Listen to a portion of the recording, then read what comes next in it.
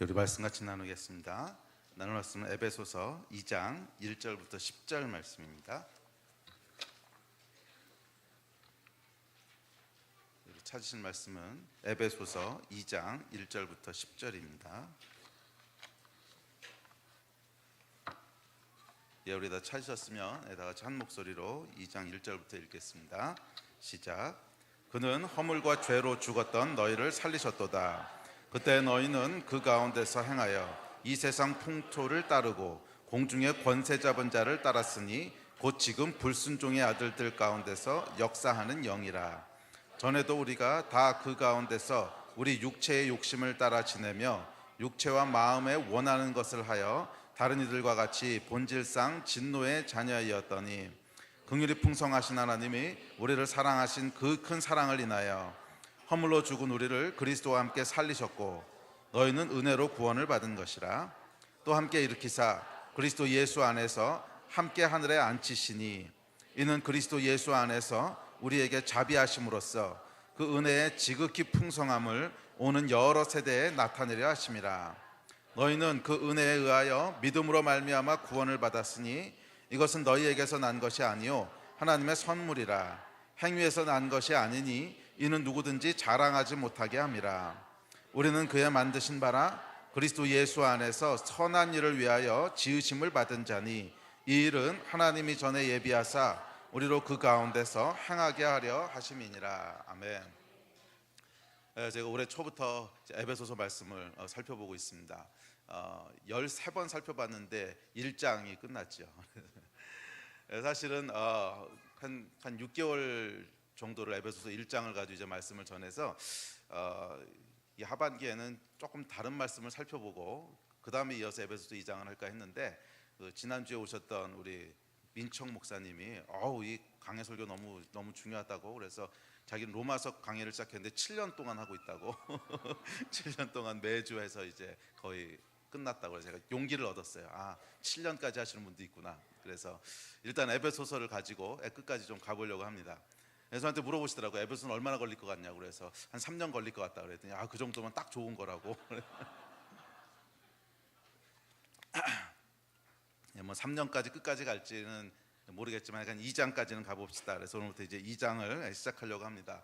아마 2장도 한 10번은 걸릴 것 같아요. 10번은 걸릴 것 같은데.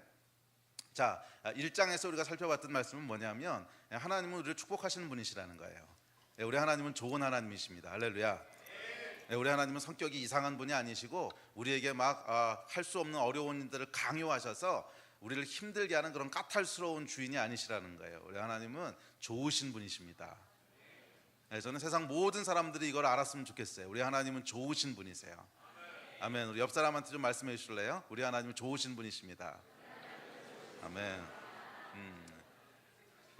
그래서 에베소서 1장의 주제는 하나님은 좋으신 분이시라는 거예요. 그래서 하나님은 예수 그리스도 안에 신령한 복들을 준비해 놓으시고 누구든지 그 안에 들어온 사람들이 이 복을 누구든지 누리기를 풍성하게 누리기를 기대하시고 즐거워하는 분이십니다. 그래서 복의 내용이 무엇인지를 제가 13번에 걸쳐 살펴봤습니다. 그 복의 내용은 한마디로 말하면 하늘에 속한 모든 좋은 것들을 다 주기 원하시는 거라는 거예요. 그래서 우리를 하나님의 자녀로 삼으시고 또 하나님의 상속자로 삼으셔서 하나님이 가지신 모든 것을 다 우리에게 주기를 기뻐하는 분이시라는 거예요. 그것은 우리가 죽고 난 다음에 천국에 가서 누릴 것만을 얘기하는 것이 아니라 이 땅을 살아가는 동안에도 지금도 누릴 수 있는 하나님의 복입니다. 누구든지 그리스도 예수 안에 들어오는 자는 우리 하나님이 그 안에 예비해 놓으신 풍성한 삶과 풍성한 복들을 누리게 된다는 겁니다. 이것이 1장의 내용이었습니다. 자, 이제 오늘부터 2장 내용을 살펴볼 텐데 2장부터는 조금 이제 주제가 바뀝니다. 그렇다면 이것을 어떻게 누릴 수 있는가, 또 누리지 못했던 이유는 무엇인가 하는 이야기들을 조금씩 다뤄가는데 2장은 특별히 큰 두 가지 주제를 다루고 있습니다.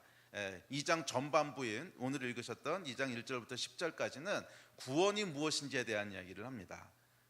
그래서 바울이 이제 신령한 복을 하나님이 다 준비해 놓으셨는데 그 복을 누리기 위해서는 구원을 받아야 되는 거죠. 그리스도인은 구원받은 사람들인데 그렇다면 구원을 받는다는 건 무엇인가? 그리고 예수 안으로 들어온다고 하는 것은 무엇인가 하는 내용들을 쭉 설명을 합니다. 그리고 이어지는 11절부터 끝까지는 구원받은 자들, 초신자들이 꼭 알아야 될 몇 가지 이야기들을 쭉 설명을 합니다. 그것이 2장의 내용이에요.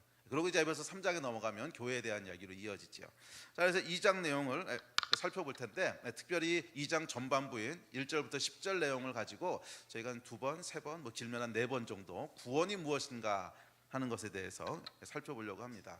사실 구원이라고 하는 것은 예수 믿고 천당 가십시오. 예, 물론 그것이 구원입니다. 구원이긴 한데 구원은 우리 인간의 삶 전체에 관련된 얘기예요. 그러니까 한두 문장으로 설명할 수 있는 단순한 건 아니라는 거예요. 구원에는 굉장히 풍성한 내용이 있고 다양한 측면들이 있습니다. 구원이라고 하는 것은 우리 삶의 모든 부분들을 다시 새롭게 하는 거예요. 그래서 우리 안에 있는 마음도, 또 우리 안에 있는 태도도, 우리의 성품도, 우리가 맺고 있는 관계도, 더 나아가서 우리의 가정도, 우리가 속해 있는 직장도, 온 세계까지도 새롭게 하는, 그것이 구원이라면 굉장히 크고 방대한 주제 아닙니까? 굉장히 큰 주제이기 때문에 어떤 한 문장만 가지고 너무 도식화하는 것은 구원의 중요한 면들을 잃어버릴 수 있습니다. 그래서 저희가 적어도 구원이 무엇인가에 대해서 한 3번, 4번, 그것도 사실 짧은데 한 3번, 4번 정도에 걸쳐서 구원의 여러 가지 측면들에 대해서 살펴보려고 합니다. 자, 그래서 오늘은 그 중에 첫 세 구절 1, 2, 3절을 살펴볼 거고요. 4절부터 이어지는 구절은 이제 다음 주, 그 다음 주 이어서 살펴볼 겁니다. 그래서 혹시 이 가운데 오늘 설교만 들으시고 목사님 구원은 그래도 은혜로 받는 거 아니 하는 분들은 오늘 본문을 쫙 보세요. 3절까지는 은혜 말씀이 안 나와. 그리고 뒷부분에 은혜가 집중적으로 나오거든. 그 얘기는 2주, 3주 뒤에 은혜에 대한 얘기 집중적으로 할 테니까 미리 그렇게 염려하지 마시고 잘 따라오시기 바랍니다. 그러니까 아까 말씀드렸듯이 구원은 우리의 삶과 우리의 관계 전체를 새롭게 하는 그런 큰 주제에 걸친 것이기 때문에 어떤 한마디로 딱 도식화하려고 하는 위험들을 조금 내려놔야 될 필요가 있어요. 그렇지 않으면 구원의 풍성함들을 누리지 못해요. 아주 도식적인 그냥 한 면만을 누리게 되는 것이죠. 그래서 이 구원의 풍성함들을 누리기 원하신다면 너무 이렇게 도식화시켜서 예수 믿고 은혜로 구원받고 십자가 이런 공식들은 잠깐 내려놓으시고 구원에 대해서 성경이 무엇이라고 얘기하는지를 좀 차근차근 따라가 보는 시간을 가졌으면 좋겠습니다. 자, 준비되셨습니까? 자, 이제 구원에 대한 이야기를 시작해 봅시다. 자, 그리스도인이 된다고 하는 것은 아까도 말씀드렸지만 주일날 교회를 나온다는 이야기는 아닙니다.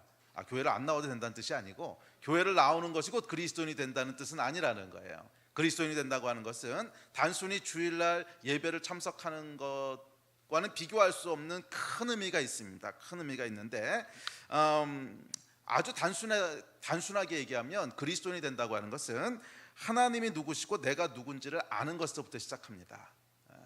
뭐 하나님이 누구신지 모르고 하나님이 계신 걸 안 믿어. 그러면 그 다음 얘기는 할 필요가 없는 거죠. 그리스도인이 된다고 하는 것은 일단 하나님이 누구신가에 대한 것으로부터 시작하는 거고 그 하나님 앞에서 나는 어떤 존재인가 하는 것부터 시작되는 겁니다. 그리고 그 위에 이제 다른 내용들이 이렇게 세워지고 얹어지긴 하겠지만 가장 기초는 뭐라고요? 하나님은 누구시고 나는 누구인가를 아는 거예요. 그것이 그리스도인의 시작입니다.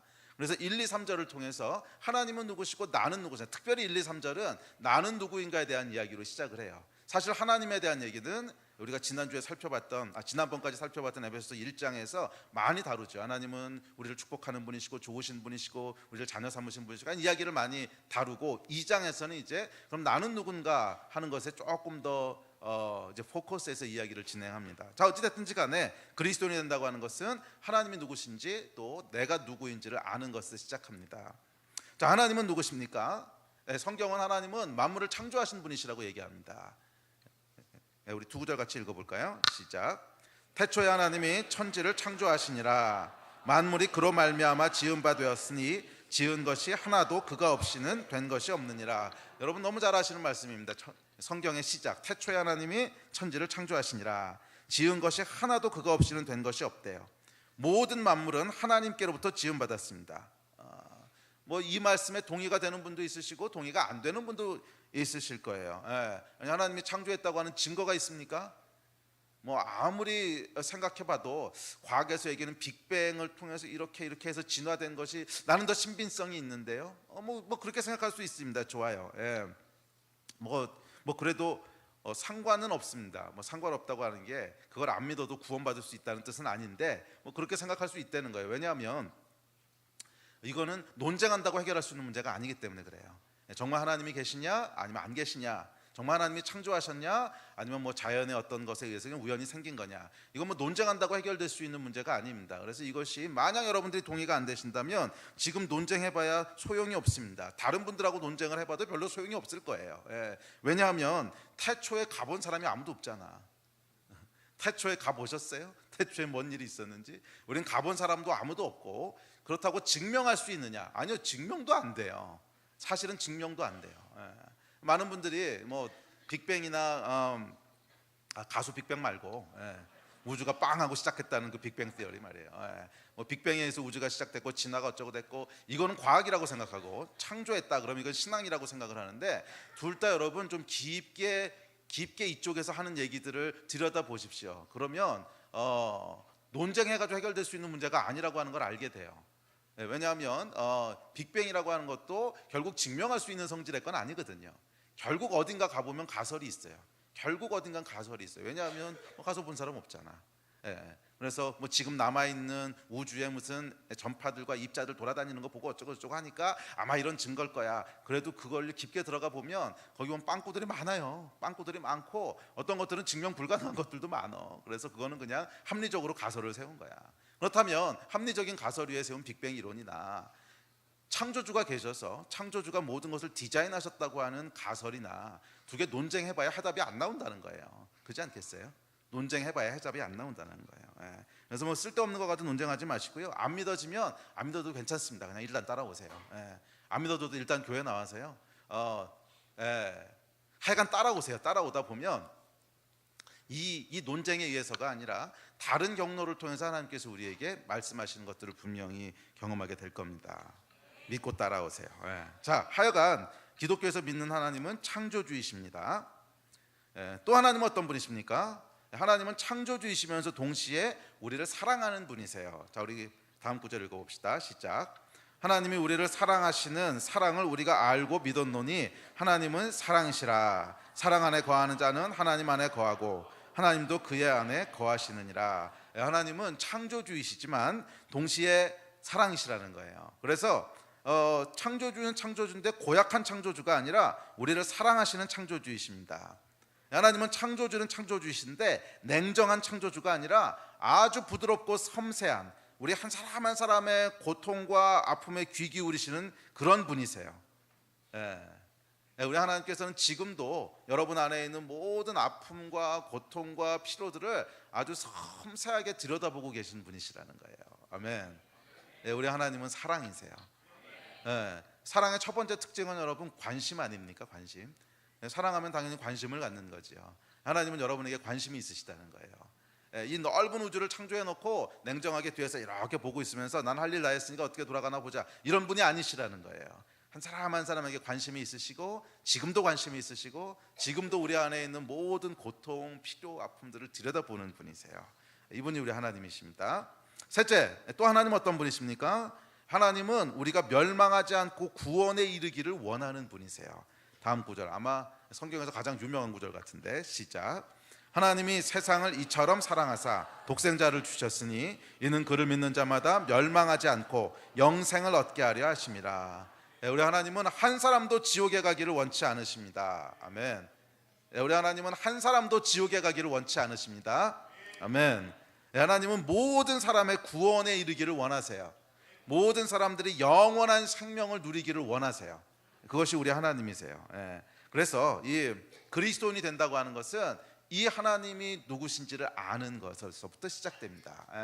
오늘 간단하게 정리하긴 했지만 하여간 적어도 이 세 가지 사실을 우리가 알고 동의하는 거예요. 하나님은 창조주이시고 우리를 사랑하는 분이시고 우리를 구원하는 분이시라는 거예요. 이 말씀에 여러분 동의하십니까? 그럼 여러분 절반은 그리스도인이 된 거야. 이거 아직 동의 안 하십니까? 그러면 아직 그리스도인은 아니신 거예요. 그냥 자기가 어디 있는지는 잘 알아야지.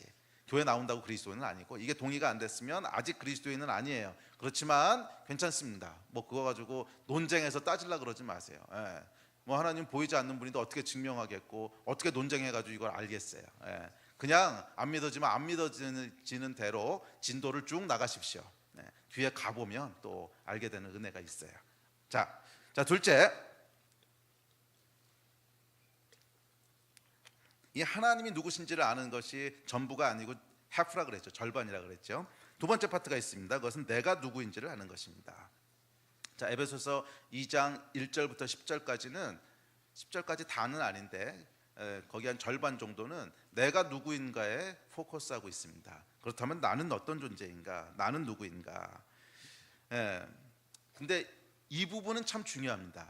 왜냐하면 하나님이 누구신지에 대한 확신, 이건 없을 수도 있습니다. 뭐 우리가 태초에 가본 것도 아니고 보이지 않는 하나님인데 어떡하겠어요. 그렇지만 내가 누구인지는 알 수 있잖아요. 그것도 뭐 쉬운 일은 아니지만 내가 누구인지는 내 안을 들여다보면 되잖아, 뭐가 있는지. 그래서 사실 그리스도인이 된다고 했을 때는 하나님에 대한 논쟁에서부터 시작하지 마세요. 그건 논쟁해봐야 시간 낭비야. 서로 증명할 수 없는 거야, 이거는. 서로 증명할 수 없는 거예요. 뭐 진화론도 여러분 끝까지 밀어붙이면 다 말이 되고요. 창조론도 끝까지 밀어붙이면 다 말이 돼요. 그러니까 예를 들어서 이 창조론에 대해서 여러분들 질문하시는 거 있습니다. 지구의 나이가 얼마나 됩니까? 그럼 창조론에서 얘기하는 지구의 나이는 생각보다 훨씬 짧어. 그러면 아니 어떻게 이렇게 짧은데, 근데 방사선 동위원소 해보면 뭐 이제 몇십억 년 나오는데요. 그럼 여러분 창조론을 끝까지 밀어붙이면 어떻게 대답할 수 있는지 아십니까? 하나님이 아담을 만드실 때 응애하고 태어나게 하셨습니까? 어른을 만드셨습니까? 어른을 만들었잖아. 아담도 처음부터 온 게 아니고 중간에 뚝 어른으로 떨어졌다고. 그러면 지구도 어른 지구 만들면 왜 안 되는데? 30억 년 된 지구 만들어서 거기서부터 시작하면 왜 안 되는데? 그러니까 창조론이든 진화론이든 여러분 끝까지 들어가면요 사실은 증명할 수 없어요, 양쪽 다. 그래서 이거 논쟁해보면 그냥 복잡해지기만 하지. 논쟁에서 끝날 거면 지금까지 논쟁하고 있겠냐고. 그 수많은 과학자들이 지금까지 논쟁하고 있겠냐고. 논쟁에서 해결될 수 있는 문제가 아니에요. 그래서 그것에 대해서 만약 의심이 있으시다면 그냥 내려놓으세요, 그거는. 그런데 이거는 기억하세요. 내가 누군지는 알 수 있어. 하나님이 누구신지는 오케이, 뭐 이제 모를 수도 있어. 창조인지 빅뱅인지 오케이, 모를 수 있어. 그렇지만 내가 누구인지는 들여다보라고, 내 안에 뭐가 있는지. 내가 어떻게 살고 있는지 찬찬히 관찰해 보라고. 그럼 볼 수 있잖아. 여기서부터 시작하셔야 돼요. 여기서부터 시작하셔야 돼요. 내가 누구인지부터 시작하신 여러분 되시기를 주의 이름으로 축복합니다. 자, 그러다 보면 결국 하나님이 누구신지까지 가게 돼 있어요. 왜냐하면 인간 안에는 하나님의 형상들과 흔적들이 있기 때문에 그래요. 전 이거 확신해요. 내가 누군지를 깊게 들여다보고 내 삶에 대한 것들을 조금 더 객관적으로 관찰하기 시작하면 결국 하나님에게 다다를 수밖에 없게 돼요. 자, 내가 누구입니까? 오늘 성경에 보면 내가 누구인지에 대해서 이렇게 얘기합니다. 자, 같이 읽읍시다. 시작. 그는 허물과 죄로 죽었던 너희를 살리셨도다. 전에도 우리가 다 그 가운데서 우리 육체의 욕심을 따라 지내며 육체와 마음에 원하는 것을 하여 다른 이들과 같이 본질상 진노의 자녀였더니. 성경은 여러분 인간에 대해서, 여러분에 대해서 명확하게 선포하는데 그건 뭐냐면 인간은 허물과 죄로 죽었던 존재라는 거예요. 죽은 존재라는 거예요. 허물과 죄로 죽은 존재라는 거예요. 본질상 진노의 자녀라는 거예요. 이 말뜻이 무엇인지 간에 하여간 명확한 뜻은 인간의 삶에는 뭔가 문제가 있다는 거예요. 그게 성경이 선포하는 이야기입니다. 인간의 삶에는 뭔가 문제가 있다는 거예요. 뭐 하나님이 어떤 분이신지 잘 모르겠다고요? 오케이. 뭐 빅뱅인지 창조인지 모르겠다고? 오케이. 그런데 그러면 여러분의 삶은 어떠세요? 여러분의 삶은 안녕하십니까? 안녕이라고 하는 것은 모든 것이 평안하고 잘 되고 기대한 대로 흘러간다는 뜻인데, 하나님이 어떤 분이신지 모르겠어요? 오케이. 빅뱅인지 창조인지 모르겠어요? 오케이. 좋아요, 다. 근데 빅뱅인지 창조인지 하나님인지 뭔지 이건 전부 다 때려치고 여러분의 삶은 오늘 안녕하십니까? 여러분의 삶은 만족스러우십니까? 좀 더 구체적으로 결혼하신 분들, 여러분의 결혼 생활은 결혼하기 전에 기대했던 그것처럼 만족스러우십니까? 여러분의 자녀들은 어떠세요? 만족스러우십니까? 기대했던 것처럼 잘 자라주던가요? 특별히 중학생 자녀들을 둔 부모님들 안녕하십니까? 또 여러분의 현재는 어떠세요? 과거에 여러분이 기대했던 그 모습입니까?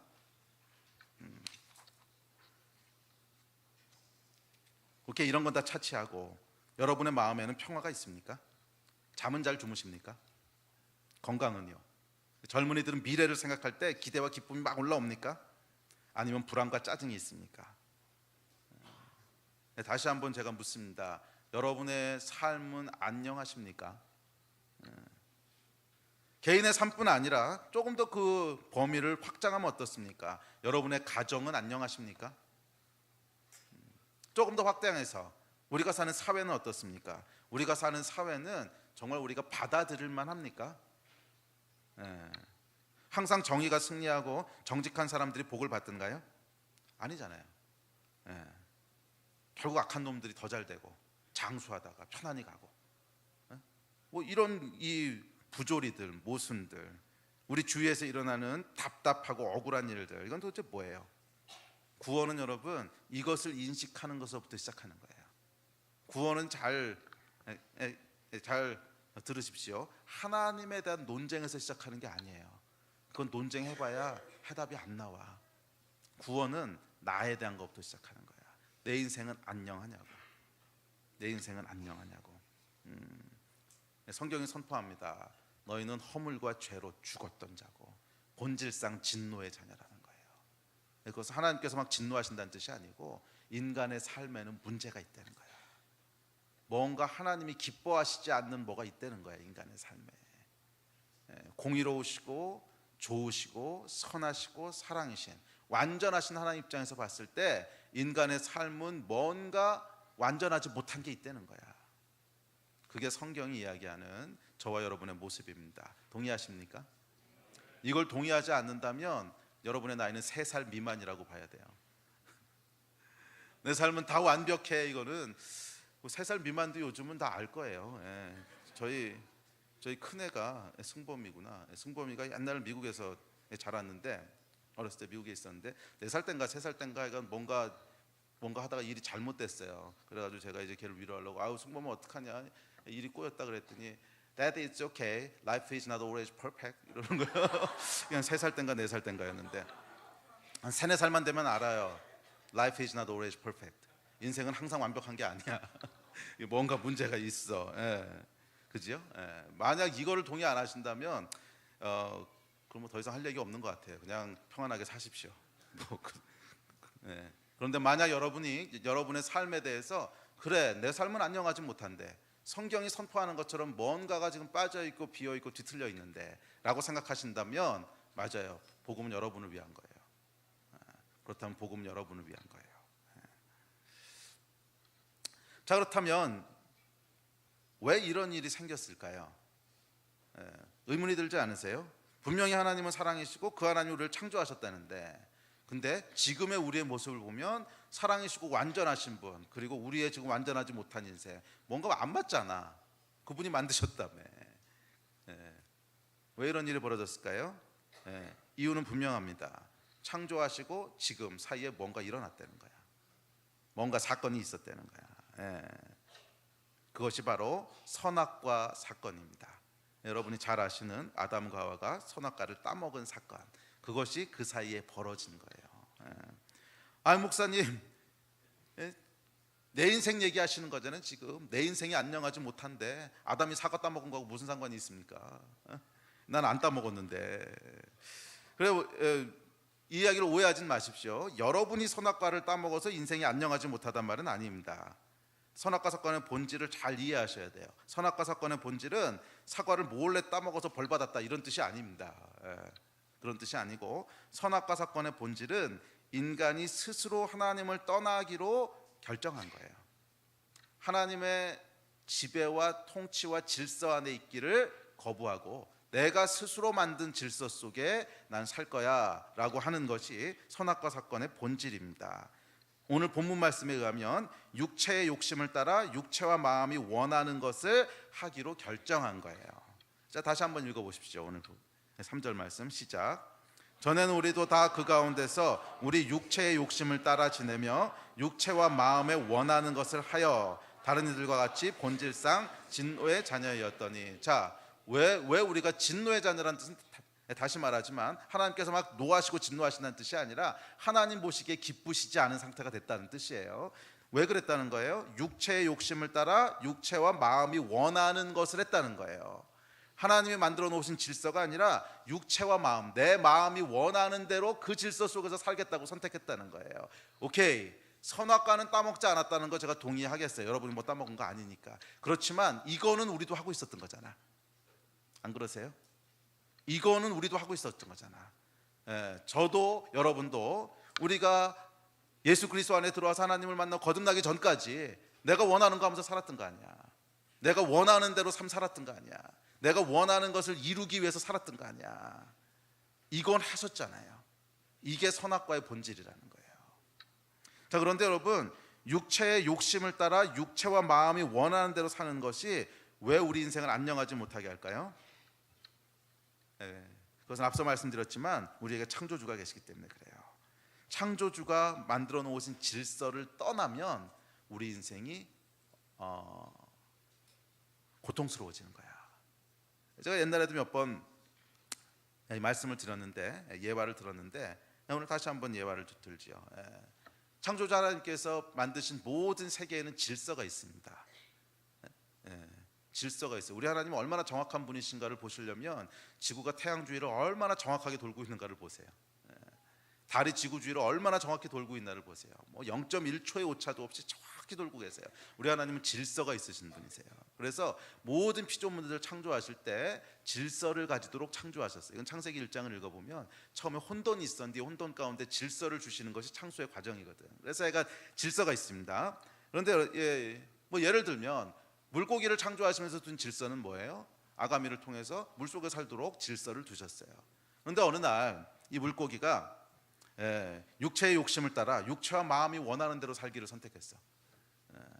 나는 왜 맨날 물속에만 있어야 되냐? 난 한라산도 한번 가보고 싶고 그 맛있다는 제주도 삼겹살도 먹어보고 싶은데 왜 나는 맨날 물속에만 있어야 되냐? 그래서 이 물고기가 육체의 욕심을 따라 육체와 마음이 원하는 것을 선택했어요. 그래서 물 밖으로 나왔습니다. 그럼 어떻게 될까요? 처음에 잠깐은 행복할 수 있어요. 이런 세상이 있었네. 전혀 몰랐던 것이 보이네. 막 행복할 수 있지만 시간이 지나면 어떻게 될까요? 점점 괴로워지기 시작할 겁니다. 왜? 물고기는 물속에서 살도록 지음받았거든. 그게 창조주의 질서거든. 그런데 이 질서를 깨면 어떻게 되는 거예요? 잠깐은 흥미롭고 잠깐은 말초적인 자극이 있을지 몰라도 결국 어생이 힘들어지는 거야. 결국 어생이 힘들어지는 거예요. 왜 그런 거예요? 창조주의 질서를 깬 거지요. 자, 이것이 여러분 우리 인간에 대한 정확한 진단입니다. 하나님께서 창조하시면서 정하신 질서가 있다는 거예요. 물고기는 물속에 있어야 복을 누리듯이 사람은 하나님 안에서 살도록 지음받았다는 거야. 저와 여러분은 하나님 안에서만 정상적으로 작동하도록 지음받았다는 거예요. 물고기는 여러분 물속에 있어야만 정상적으로 작동하도록 지음받았어요. 아가미가 있잖아. 허파가 없단 말이야. 지음받기를 거기서만 작동하도록 지음받았어. 그 다른 환경 속으로 빠져나가면 정상적으로 작동할 수가 없어. 인간도 마찬가지예요. 인간이 하나님 안에 있을 때만 우리의 마음도 우리의 영혼도 우리의 육체도 정상적으로 작동하도록 지음받았어요. 그런데 문제는 이 선악과란 말이야. 선악과 그 사과 따먹은 거 말고 육체의 욕심과 육체와 마음이 원하는 대로 살기를 선택하는 거. 하나님이 만들어 놓으신 질서대로 살기를 따라가는 것이 아니라 나는 그냥 내가 원하는 대로 내 욕심대로 내가 원하는 것을 내 육체가 원하는 것을 그냥 마음껏 해볼래. 이거를 하게 되면 뭐가 온다는 거예요? 잠깐은 말초적인 즐거움이 있다는 거예요. 잠깐은 물고기가 나와서 한라산을 처음 보고 삼겹살을 물고기 이빨로 먹을 수 있는지 모르겠는데 하여간 먹었어. 잠깐은 어생이 행복해. 그렇지만 그건 잠깐이고 그 다음에 뭐가 따라오는 거예요? 거기서는 제대로 작동할 수 없는 구조들이 따라오는 거지. 인간도 마찬가지입니다. 우리가 하나님을 떠나 내가 원하는 대로 살기로 선택한 순간부터 인간의 삶에는 물 밖에 나온 물고기 같은 고통이 계속 따라온다는 거예요. 그것이 제가 아까 질문했던 여러분의 인생은 안녕하십니까? 라고 하는 질문의 근본적인 이유예요. 물론 구체적인 현상들은 다양할 수 있어. 그렇지만 가장 근본적인 이유는 이거예요. 하나님의 질서를 떠났다는 거예요. 왜 여러분의 자녀들이 특별히 중학생들 미안하다 하여간 중2병들 왜 그것이 가정의 평화를 깨요? 물론 뭐 그놈이 나쁜 놈일 수도 있고 뭐 부모가 교육을 잘못했을 수도 있고 학교 교육에 문제가 있을 수도 있고 여러 가지 표면적인 이유는 있지만 궁극적인 이유는 결국 인간이 결국 그 가정에 속한 각 개인이 하나님의 질서 안에 머무르기를 거부하고 떠난 거야. 그래서 육체의 욕심과 육체와 마음이 원하는 대로 살기를 선택한 거야. 그 결과를 우리가 보고 있는 거예요. 여러분 어떠십니까? 안녕하십니까? 모든 삶이 여러분 안녕하십니까? 아니면 여러분의 인생이 안녕하지 못하고 혹시 표류하고 있지는 않습니까? 구원은 여러분 여기서부터 시작하는 거예요. 하나님의 질서 안에 거하는 것도 반대로 물 밖으로 나가는 것도 모두 여러분의 선택입니다. 선악과의 본질은 뭐냐면 하나님께서 우리에게 이것을 선택할 수 있는 자유의지를 주셨다는 거예요. 하나님의 질서 안에 머무를지 아니면 그 밖으로 나갈지, 이 선택권을 주신 게 뭐예요? 선악과예요. 이 선택은 여러분 아무에게나 주시지 않았습니다. 물고기나 새한테 이런 선택을 주신 적이 없어요. 그래서 물고기나 새 같은 경우에는 하나님이 창조하시면 그 창조된 코딩된 대로 그대로 움직이지 선택해가지고 움직이지 않아요.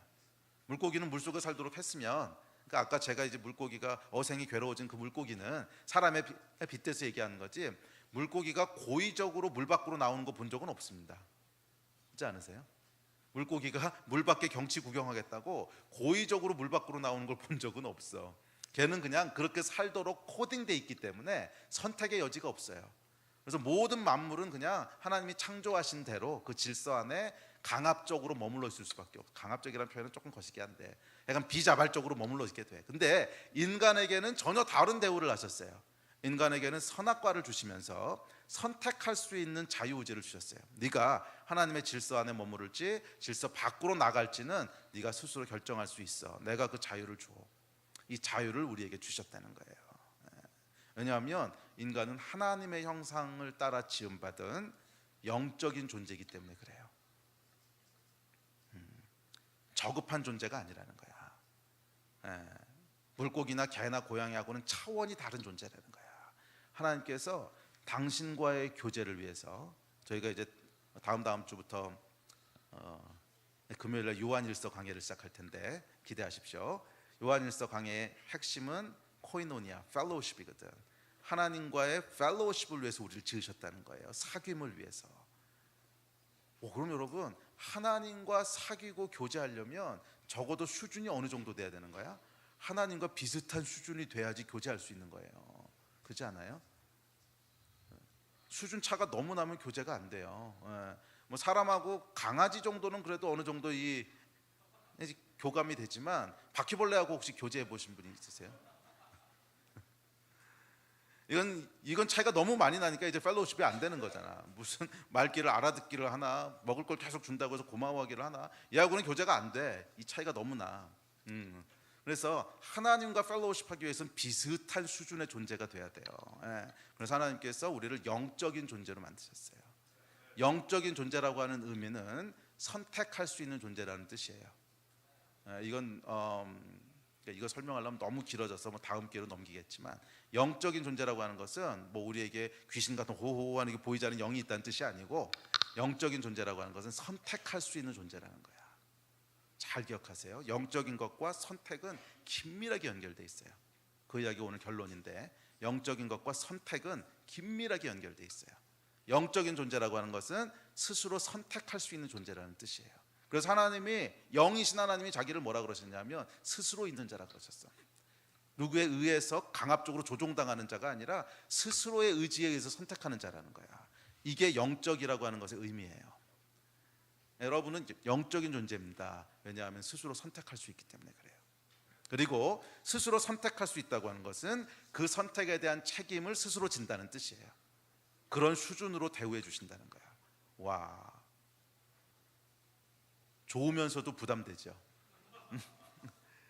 차라리 물고기 수준으로 만들어 주셨다면 그럼 그걸 원하시면 할 수 없는데, 하여간 하나님께서는 우리를 그 수준으로 만드시지 않으셨어요. 할렐루야. 자, 그러면 여러분 기억하십시오.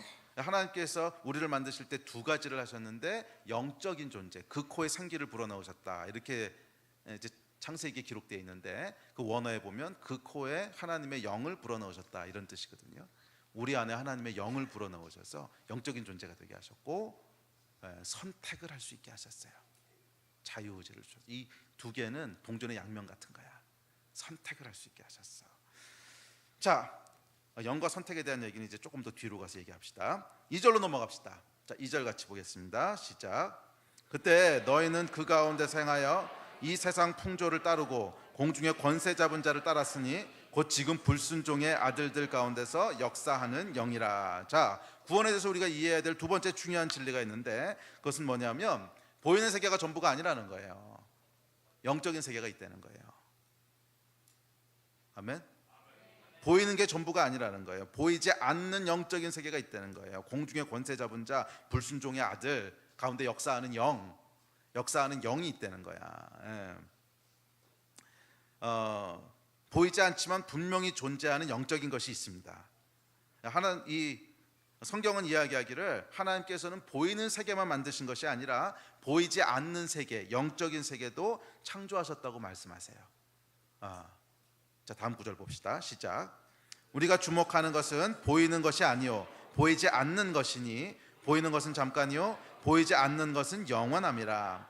만물이 그에게서 창조되되 하늘과 땅에서 보이는 것들과 보이지 않는 것들과 혹은 왕권들이나 주권들이나 통치자들이나 권세들이나 만물이 다 그로 말미암고 그를 위하여 창조되었고. 자, 성경은 분명히 보이는 것 보이지 않는 것, 보이는 것이라고 하는 건 지금 우리가 보고 있는 물질적인 세계, 근데 그게 전부가 아니라 보이지 않는 세계가 있다는 거예요.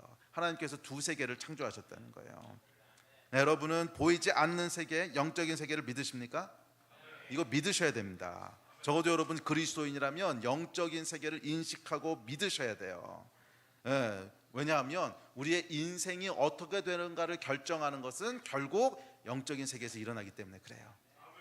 결국 여러분이 어떤 인생을 살게 될 건가는 영적인 것에서 결정되기 때문에 그래요. 이 영적인 세계를 인정하는 것이 기독교 신앙의 기초고 시작입니다. 만약 보이는 세계가 전부라면 그럼 하나님은 어디 계신 거야? 보이는 세계가 전부라면 하나님은 어디 계신 거야? 근데 스스로를 그리스도인이라고 부르는 분들 중에서도 이런 분들이 정말 있어요. 그러니까 제가 만나본 중에 나 하나님은 믿습니다. 그렇지만 영적인 세계 이건 안 믿어. 이거는 자기도 무슨 말을 하고 있는지를 모르는 거야. 이게 앞뒤가 안 맞아. 영적인 세계는 안 믿어. 하나님 믿어 하나님은 믿어. 근데 영적인 세계는 안 믿어. 그러면 하나님은 어디 계시냐고. 뭐 시계 속에 들어와 계셔? 뭐 어디 계시냐고. 보이는 세계 아무리 샅샅이 뒤져봐라 하나님이 계신가? 없잖아요. 성경은 뭐라 그래요? 자, 시작. 하나님은 영이시니 그러셨거든. 왜 하나님이 보이지 않으시냐고? 보이지 않는 세계에 계신 분이시라는 거야. 보이는 세계가 전부라면 보이지 않는 세계에 계신 하나님은 존재하지 않는다는 뜻이야. 그러니까 내가 만약에 나는 하나님은 믿지만 영적인 세계는 안 믿어. 그럼 그 하나님은 내가 만들어낸 하나님이라는 뜻이지. 안 그래? 어디 계시냐고 하나님이. 둘 다 부인하든지 둘 다 믿든지 좀 합리적으로 얘기합시다. 둘 다 부인하든지 둘 다 믿든지. 그러니까 영적인 세계가 없다라고 얘기한다면 하나님도 없다라고 얘기해야 되는 거지. 보이는 물질 세계가 전부다. 그러면 오케이, 뭐 그렇게 생각할 수 있어요. 아니면 난 하나님이 계시다고 믿어. 그래도 누군가 창조하신 것 같아. 그렇다면 영적인 세계도 있다고 믿어야 되는 거지. 거기에 하나님이 계신 거니까. 아멘. 자, 영적인 세계를 여러분 믿으십니까? 자, 영적인 세계를 이해하는 데 있어서 아주 중요한 것은 영적인 세계도 물질 세계처럼 법칙이 있다는 거예요. 원리들이 있다는 거예요. 물질 세계 보면 물리학의 법칙이 있고 화학의 법칙이 있고 법칙들이 있죠. 아니, 알았어요. 물리 얘기 안 할 테니까 벌써 긴장들 하시는 것 같아요. 뭐 하여간 이 영적인 원리들이 그 원리들이 있잖아요. 이제 물리학의 원리, F는 ma 뭐 이런 거 있잖아. 그렇듯이 영적인 세계에도 원리가 있다는 거예요. 법칙이 있다는 거예요. 왜냐하면 물질 세계를 만드신 분이 영적인 세계도 만드셨거든. 같은 분이 만드셨거든. 그리고 그분은 질서의 하나님이시기 때문에 그래요. 자, 영적인 원리를 이해하는 것은 참 중요합니다. 왜냐하면 그래야 우리 삶이 그것에 의해서 결정되기 때문에 그래요. 자, 여러 가지 원리들이 있는데 뭐 다 살펴볼 건 아니고 그 중에 중요한 거 하나를 살펴보겠습니다. 중요한 원리 중에 하나는 영적인 세계는 보이는 세계와 연결돼 있다는 거예요. 그래서 영적인 세계에서 뭐가 일어나면 보이는 세계에서도 거기에 해당하는 뭔가 변화가 일어난다는 거예요. 그게 중요한 원리 중에 하나예요. 자, 인간은 여러분, 근데 이걸 어떻게 알 수 있냐면 영적인 세계에 계신 하나님께서 빛이 있으라 그랬더니 물질 세계에 빛이 생겨버렸어. 영적인 세계에서 뭔가 일어나니까 물질 세계에도 뭔가 일어난 거지. 영적인 세계에서 뭔가 일어나면 거기서만 뺑뺑뺑 돌고 물질 세계는 분리되어 있는 게 아니고 영적인 세계에서 빛이 있으라 그랬더니 빛이 생겼단 말이야. 또 오늘 본문에도 보시면 불순종의 아들들 가운데 역사하는 영, 공중의 권세 잡은 자, 뭐 이런 얘기를 쓰잖아요. 그게 뭐야? 내 삶에 영향을 미치고 있다는 거잖아 지금. 걔는 분명히 영적인 세계에 있는 어떤 존재인 것 같은데 얘가 물질 세계에 우리에게 영향을 미치고 있다는 뜻이거든. 그러니까 성경이 얘기하는 영적인 원리는 영적인 세계와 물질 세계는 연결돼 있어요. 영향을 주고받는다는 거야. 아시겠습니까? 자, 앞서 얘기했듯이 더구나 인간은 영적인 존재예요. 그래서 영적인 세계에도 물질적인 세계에도 두 세계에 동시에 속한 존재야. 근데 이건 복잡한 얘기니까 이 이야기는 내가 나중에 궁금하면 제 옛날 설교 찾아보세요. 자, 그래서 인간의 삶은 말이에요, 영적인 존재이기에 반드시 영적인 것의 지배를, 영향을 받게 돼 있어요. 잘 기억하십시오, 여러분. 여러분의 인생이 안녕하냐고 제가 물어봤는데 그 안녕하냐 안녕하지 못하냐 하는 것은 표면적인 이유는 뭐 수십 가지가 있을 수 있어. 그렇지만 근본적인 이유가 있어요. 이 근본을 잡지 못하면 표면적인 이유는 아무리 해결해봐야 결국 해결이 안 돼. 근본적인 이유는 영적인 이유가 있다는 거예요. 근본적인 것은 영적인 이유가 있다는 거예요. 어떤 영적인 이유냐면 인간에게는 하나님께서 선택권을 주셨어. 무슨 선택권을 주셨냐면 내가 반드시 인간은 어떤 영적인 영향권 아래에 머물도록 지음받았는데, 왜냐하면 영이기 때문에 하나님 성령님의 다스리심 아래 거할 건가, 그 영향을 받을 건가, 아니면 불순종의 아들들 가운데 역사하는 영이라고 묘사되어 있죠. 이것은 하나님을 떠나서 하나님을 거역하는 영들이 있다는 거예요. 성경이 말하고 있는 마귀 사탄이라고 부르는데 하나님을 거역하는 영들이 있다는 거예요. 그 영에게 문을 열어서 그 영의 영향을 받을 건가, 인간은 이 둘 중에 하나의 영향을 반드시 받는다는 거예요. 성령의 영향을 받을 것인가, 아니면 불순종의 아들들 가운데 역사하는 영의 영향을 받을 것인가, 둘 중 하나는 반드시 받는다는 거예요. 오해는 하지 마십시오. 인간이 불순종의 아들들의 영의 지배 아래 있다 하는 것이 무슨 영화 엑소시스트에 나오는 막 귀신들 들려서 와 이렇게 살아간다는 뜻은 아니에요. 그런 뜻은 아닌데 그 영향력을 계속 받는 걸 얘기하네요. 그래서 우리 마음과 우리 영이 계속 그 영의 영향을 받아.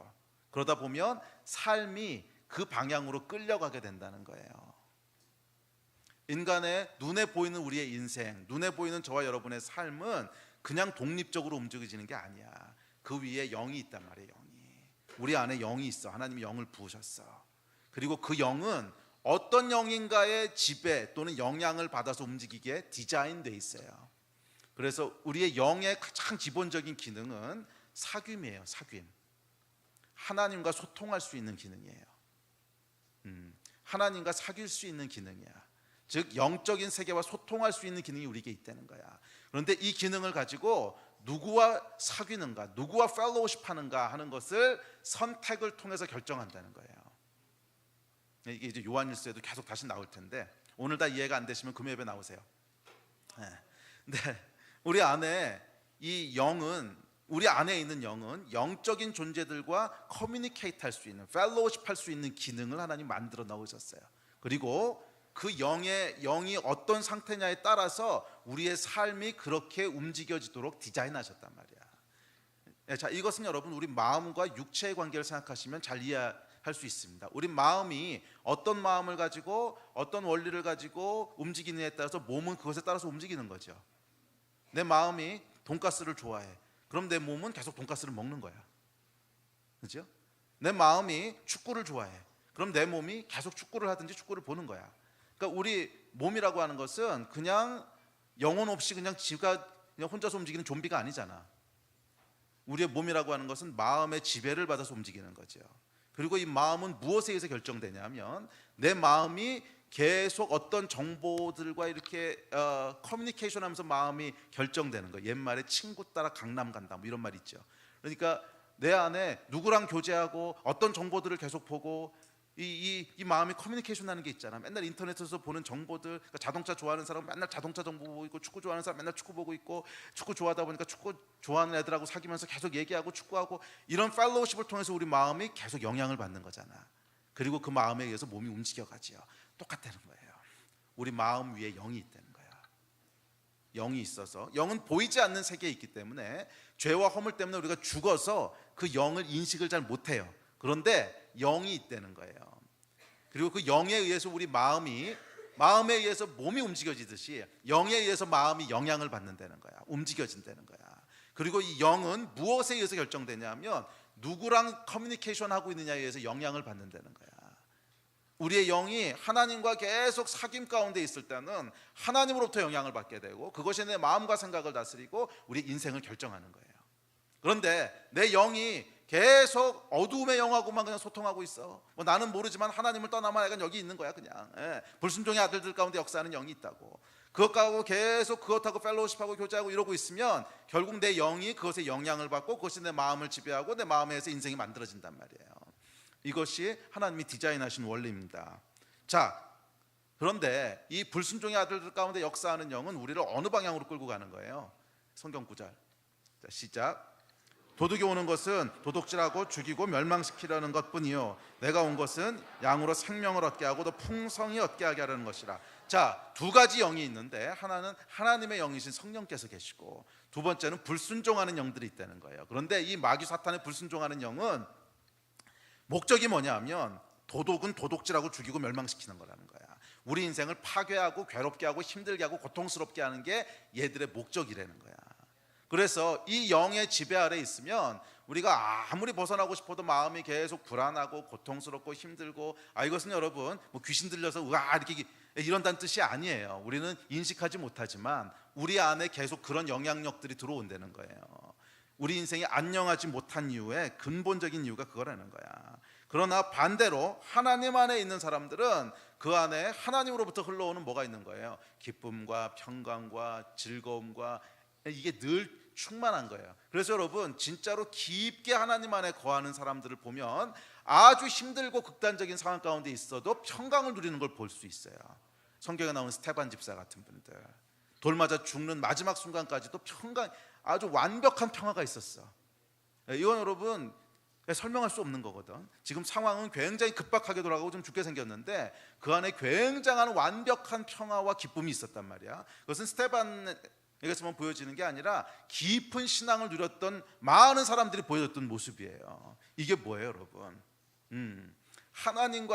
하나님과 우리 영이 교제하고 있을 때, 하나님 안에 있을 때, 우리의 영이 하나님을 선택했을 때 우리 안에 우리 마음에 부어지는 성령으로부터 오는 축복이라는 거야. 그러나 반대로 이것을 우리가 거부하고 떠나면 이게 없어요. 그래서 그냥 환경에 의해서 두려워하고 불안하고 힘들어하고, 또는 환경이 완벽한데도 이해할 수 없게 잠이 안 오고 미래가 어떻게 잘못되면 어떡하지? 지금 내가 누리고 있는 이런 권리들을 못 누리게 되면 어떡하지? 약간 별의별 불안들을 다 우리를 괴롭게 하는 거잖아. 여러분의 인생은 안녕하십니까? 안녕하지 못하다면 영적인 이유가 있는 거라는 거예요. 그거 눈에 보이는 물리적인 이유들 아무리 풀어봐야 해결 안 됩니다. 인생 조금 살아보신 분들은 금방 아실 거예요. 3살 넘어가신 분들은 다 아시잖아. 그거 눈에 보이는 문제들 아무리 해결하려고 해봐야 해결 안 돼요. 근본적인 해결은 영적인 문제이기 때문에 그래요. 다시 한번 묻습니다. 여러분은 어디에 거하십니까? 성령의 지배 아래 있습니까? 아니면 불순종의 영 아래 거하십니까? 자, 그런데 이제 마지막 얘기 나누고 기도할 텐데 중요한 게 있어요. 그렇다면 이 중요한 영적인 원리가 있는데, 우리에게 영이 있다 그랬지. 그런데 이 영이 어떻게 될 것인가, 우리의 영을 움직이는 것이 있는데 그게 바로 선택이라는 거예요. 자유의지라는 거예요. 이 자유의지, 선택은 영하고 아주 긴밀하게 연결되어 있습니다. 의지를 사용해서 무언가를 선택하는 순간 그것은 불순종의 영에게 우리 삶의 문을 열기도 하고, 또 어떤 것을 선택하면 그것이 불순종의 영이 우리 삶에 들어온 것을 닫아버리기도 하고, 또 어떤 것을 우리가 선택하면 그 선택은 성령께서 우리 삶 가운데 들어오시는 문을 활짝 열기도 하고, 또 어떤 것을 우리가 선택을 하면 성령께서 우리 안에 역사하시려고 하는 문을 닫아버리기도 한다는 거예요. 잘 기억하세요. 우리가 영적인 문을 열고 닫고 열고 닫고 하는데 무엇이 우리 삶에 들어와서 영향을 미칠까? 열고 닫고 하는데 그 열쇠가 뭐라는 거예요? 선택이라는 거예요. 선택. 그래서 제가 아까 자유의지를 주신 선택과 인간이 영적인 존재가 되게 하셨다는 것은 동전의 양면이라는 거야. 인간이 영적인 존재라면 어떤 영적인 것을 선택할 수 있는데, 그 선택하는 컨트롤러가 뭐냐면 선택이라는 거예요. 여러분이 무엇을 선택하냐에 따라서 여러분 영의 지도들이 다 바뀐다는 거야. 어떤 문이 열리고 어떤 문이 닫히는지가 결국 여러분의 선택에서 다 결정된다는 거예요. 제가 이 말씀을 묵상하고 있을 때 보여준 그림이 하나 있어요. 그 그림이 뭐냐면, 그 영화 같은 데 보면 이렇게 아주 복잡한 미로를 통과하는 뭐 그런 장면이 딱 떠올랐는데, 미로가 있어요. 근데 미로는 이제 들어가면 뭐 이제 문도 있고 막 이렇게 이쪽 길로 가면 막혀 있고 저쪽 가면 뚫려 있고 막 이런 거야. 근데 이제 가다 보면 어떤 문은 닫혀 있고 어떤 문은 열려 있고 막, 그래서 이쪽으로 못 가고 열린 문으로, 그러니까 그런 미로를 우리가 들어가는 거예요. 그러면 그 미로를 쫙 이제 통과해서 끝까지 가면 어딘가로 나가겠죠. 나가는 게 여기 문이 하나 있어요. 그런데 우리가 선택을 하는 순간, 무엇이든지 간에 선택을 하는 순간 촤촤촤촤닥 그러고 문이 바뀐다는 거야.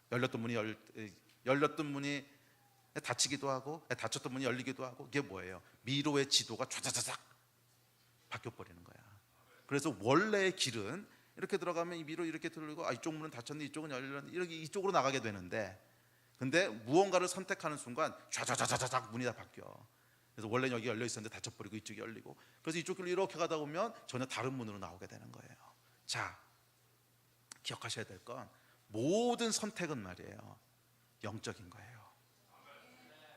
이거 예수 믿는 분들도 잘 들으십시오. 모든 선택은 영적인 거예요. 아무리 작은 거라도, 뭐 심지어 오늘 내가 무엇을 먹을까, 또는 장에 가서 뭘 살까, 뭐 직장을 어디로 갈까, 이런 또는 뭐 우리가 집을 어디로 이사할까, 뭐 이런 것들, 이게 다 영적인 거라는 거야. 사람들은 선택을 너무 쉽게 생각해요. 아니 여러분, 선택은 쉽게 생각하면 안 돼요. 선택은 영적인 지도를 움직이는 게 선택이야. 영적인 지도를 바꿔버리는 거야. 그래서 우리가 뭔가를 선택하는 순간, 오늘 내가 돈가스를 선택을 했어. 돈가스는 나쁜 음식의 대표적인 상징물입니다. 근데 내가 돈가스를 선택을 했어. 그 순간 그 선택이 뭐 별거 아니라고, 그게 무슨 영적인 의미가 있겠어. 아니 여러분, 이게 결국 그걸 선택하는 순간 좌좌좌좌 문이 바뀌는 거야.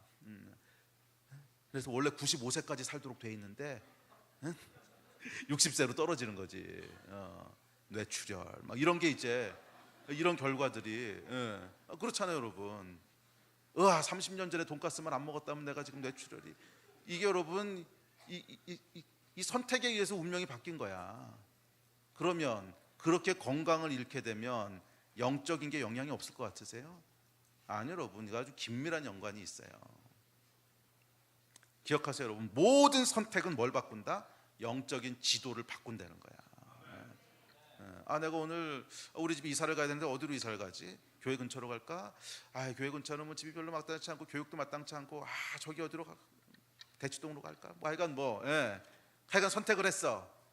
그러고 스스로에게 뭐라고 위안하냐 하면, 어디 가냐가 뭘 중요해, 그냥 신앙생활 잘하면 되지. 이게 속이는 거야. 그 선택이 영적인 영향력을 준다는 거예요. 우리의 이걸 이렇게 지도를 다 바꿔버린다는 거야. 아시겠어요? 무슨 말인지. 선택을 가볍게 여기시면 안 돼요. 선택은 영적인 지도를 바꿔버려요. 아멘. 이것이 선택의 기능입니다. 이것이 선택의 기능이에요. 사람들은 이 선택의 기능을 잘 몰라. 선택이 영적인 것과는 별로 관계가 없다고 생각해. 그냥 선택은 내가 매일매일 이렇게 하고 그냥 뭐 신앙생활은 교회에서 그냥 잘하면 되지 뭐. 그게 아니에요. 여러분이 매일매일 선택하는 그 선택이 여러분의 영적인 방향과 영적인 지도와 영적인 그 모든 환경들을 다 결정하고 바꿔버리는 거야. 아멘. 하나님께서 우리에게 선악과를 주시고 자유롭게 선택할 수 있는 기능을 인간에게 부여하셨을 때 그 기능은 뭐냐 하면 우리의 영적인 운명을 컨트롤하는 컨트롤러라는 거예요. 특별히 내가 하는 어떤 선택들은 반드시 두 개 중에 하나의 일을 해요. 문을 여는데 성령의 문을 열 것인가, 성령께서 내 삶 가운데로 들어올 수 있는 문을 열 것인가, 아니면 불순종의 아들들 가운데 역사하는 영을 향해서 문을 열 것인가. 선택은 반드시 둘 중 하나를 한다는 거야. 중요하면 중요할수록 훨씬 더 크게 문을 여는 거예요. 중요한 선택일수록. 그래서 여러분 계속 반복적으로 내가 불순종의 아들들 가운데 역사하는 영에게 문을 열어. 그럼 인생이 어떻게 되는 거예요? 계속 그 영향이 내 삶 가운데 들어오는 거야. 계속 내 삶 가운데 들어와서 결국 내 마음을 형성하는 거예요. 내 마음을 안녕하지 못하게 하고, 내 마음을 계속 원망 가운데 있게 하고, 내 마음을 계속 분노 가운데 있게 하고, 내 마음을 계속 거짓말 가운데 있게 하고. 그러면 어떻게 되는 거예요? 결국 그 인생이 글로 가는 거야. 내 마음이 계속 그런 마음으로 차 있으면 내 인생 자체도 고달파지는 거지. 평강도 없고 기쁨도 없고 의미도 없고. 우리가 선택해야 될 것은 뭐예요? 계속 반복적으로 성령을 향해서 문을 열어야 되는 거야. 계속 반복적으로 하나님을 향해서 문을 여는 선택들을 해야 되는 거예요. 내 안에 들어오십시오. 성령님 내 삶에 들어오십시오. 나에게 하나님의 마음을 부어주십시오. 나에게 하나님의 복을 부어주시고 하나님의 다스리심과 질서를 계속 나한테 부어주십시오. 이 문을 열 때 우리 마음 가운데 뭐가 들어와요? 하나님의 기쁨과 평강과 그다음에 그 온유함과 거룩함과 이 영향이 계속 들어오고 인생이 그렇게 펼쳐져 나가는 거예요. 아멘. 자, 이제 말씀 마무리합시다. 예배팀 나오십시오. 성경은 이렇게 얘기합니다. 우리 마지막 구절 띄워주실래요? 시작. 사람이 마음으로 믿어 의에 이르고 입으로 시인하여 구원에 이르느니라. 누구든지 주의 이름을 부르는 자는 구원을 받으리라. 자, 이 말씀을 볼 때 아마 이렇게 생각하시는 분들 분명히 있을 거예요. 뭐 교회를 안 다녔던 분은 모르겠지만 어렸을 때 뭐 모태신앙으로 자랐다든지 교회에 대한 경험이 조금 있으신 분들은 누구든지 주의 이름을 부르는 자는 구원을 얻으리라. 구원이 그렇게 쉬워요? 주의 이름을 부른다. 그렇게 예수님 불렀어. 또는 예수님은 하나님이십니다. 뭐 이렇게 불렀어. 달라진 게 아무것도 없잖아. 예수님하고 부르면 여러분의 손이 황금으로 바뀌어요? 예수님 당신이 하나님이십니다. 그러면 갑자기 주변에 무슨 변화가 일어나요? 에이, 그거 뭐 그냥 입으로 한번 말한 거는 그냥 그때 가서 그때 뭐 분위기하고 기분에 휩쓸려서 그냥 한 얘기지. 그게 무슨 뭐. 이건 여러분 영적인 원리를 몰라서 하는 얘기야. 보이는 세계에서는 주의 이름을 부르는 것이 당장 눈에 보이는 어떤 변화는 일으키지 않을 수 있어요. 그렇지만 모든 선택은 뭐를 일으킨다고? 영적인 지도를 바꾼단 말이야. 이 선택들 중에 가장 중요한 선택이 뭐예요? 하나님이 약속하셨어. 누구든지 주의 이름을 부르는 자는, 누구든지 주의 이름을 부르는 선택을 하는 자는, 누구든지 하나님께 도와달라고 부르짖는 자는, 누구든지 예수가 하나님이시라고 고백하는 자는, 누구든지 여호와 하나님 나는 당신의 도우심이 필요합니다 요청하는 자는, 이 선택을 하는 자는 뭐예요? 영적인 운명을 바꾸신다는 거예요. 눈에 보이는 세계에서는 당장 변화가 없을지 몰라도 보이지 않는 세계에서 엄청난 변화가 일어난다는 거예요. 지금까지 오랫동안 닫혀있던 죄와 어둠의 문들이 닫힌다는 거야. 지금까지 오랫동안 닫혀있던 의와 평강과 사랑을 향한 하나님을 향한 문이 열린다는 거예요. 그것은 지금 당장은 별로 큰 차이가 없어 보일 수 있어. 이 문으로 들어가나 이 문으로 들어가나 한 발짝 차일 수 있어. 그렇지만 이 문으로 들어갔을 때는 결국 끝에 가보면 전혀 다른 결과가 나온다는 거예요. 이쪽 문으로 들어가면 처음에는 그냥 한 발짝 차일 수 있어도 끝에 가보면 전혀 다른 문으로 나가게 된다는 거야. 여러분 왜 그런 거 해보셨죠? 사다리 타기 할 때 선 하나를 딱 걷는데 뭐 선 하나가 그 사다리의 수많은 선에 비해서 뭐 아무것도 아니잖아. 근데 선 하나를 걷더니 일로 나와야 될 게 끝으로 나오게 되는 거 여러분 보셨죠? 그런 경험들 해봤잖아. 선 하나를 걷더니 이쪽으로 나올 게 저쪽 끝으로 나오게 된단 말이야. 이게 영적인 원리라는 거예요. 우리가 오늘 무엇을 선택하는가, 오늘 무엇을 선택하는가, 그 선택은 물질적인 세계에서는, 눈에 보이는 세계에서는 아주 작은 선택, 그게 무슨 변화를 일으키겠어? 그까지 말 한마디 한 게 무슨 의미가 있겠어? 눈에 보이는 세계에서는 우스워 보일 수 있고, 무슨 말한다고 해서 물리적인 변화가 일어나는 것도 아니고, 말한다고 해서 하늘에서 황금이 떨어지는 것도 아니고, 그까지 게 무슨, 이건 여러분 우리의 눈이 죽어 있는 거야. 영적인 세계를 못 보고 있는 거예요. 맞아, 보이는 세계에서는 큰 변화 없을 수 있어. 그렇지만 이걸 선택하는 순간 보이지 않는 영적인 세계에서는 오랫동안 닫혀있던 문이 열린다는 거예요. 오랫동안 열려있던 문이 닫힌다는 거예요. 우리 인생을 안녕하지 못하게 했던 죄와 저주의 문을 닫아버린다는 거야. 우리 인생을 안녕하지 못하게 했던 그 축복의 문들을 다시 연다는 거예요. 이것이 여러분 선택이에요. 선택은 여러분 어떤 물질 세계에서만 영향을 미치는 게 아니야. 선택의 진짜 기능은 영적인 문을 열고 닫는 거예요. 선악과의 선택이 영원한 하나님과의 동행하는 천국이냐, 영원한 저주의 지옥이냐를 결정하는 그 선택이었듯이, 자유의지를 주셔서 선택하라고 하셨을 때는, 생각해봐요 여러분. 그까지 사과 하나 따먹는 게 영원한 천국과 영원한 지옥을 가를 만한 거라고 생각이 돼? 물질적인 기준만 놓고 보면 사과 먹은 게 그렇게 기분 나빠? 2개 줄게, 갚으면 될 거 아니야. 쉽게 생각할 수 있지만 영적인 건 그런 게 아니라는 거야. 그걸 따먹는, 우리가 보기에는 별거 아닌 것 같아 보이는 이 선택이 영원한 아담과 하와의 운명 뿐만 아니라 영원한 인류의 운명을 완전히 바꿔버렸잖아. 이게 여러분 영적인 컨트롤러라는 거예요. 자, 우리 기도합시다. 자리에서 좀 일어나십시오. 오늘 여러분 잘 들으십시오. 오늘 여러분 잘 들으십시오. 오늘 여러분의 인생의 분기점이 될 수 있어요. 오늘이 여러분 인생의 분기점이 될 수 있어. 안녕하지 못했다면 그 인생이 안녕하게 되는 분기점이 될 수 있어. 물론 그것이 물질 세계에서 한꺼번에 변화가 일어나는 거 아닐 수 있어요. 그렇지만 오늘 여러분이 했던 그 작은 선택 하나, 별거 아닌 것 같아 보이는 선택 하나, 아니 그까지 뭐 사과 하나 따먹는 거 그게 무슨 그렇게 큰 문제일까? 아니 그까지 주여 이름 한번 부르는 거 그게 무슨 그렇게 큰 선택일까? 아니요 여러분, 그 작아 보이는 선택이 여러분의 미래를 결정할 거예요. 영원한 미래를 결정할 거예요. 오늘 여러분 쉽게 생각하지 마십시오. 쉽게 생각하지 마십시오. 진짜로 여러분의 미래가 결정된다는 거예요. 진짜로 여러분의 미래가 결정된다는 거예요.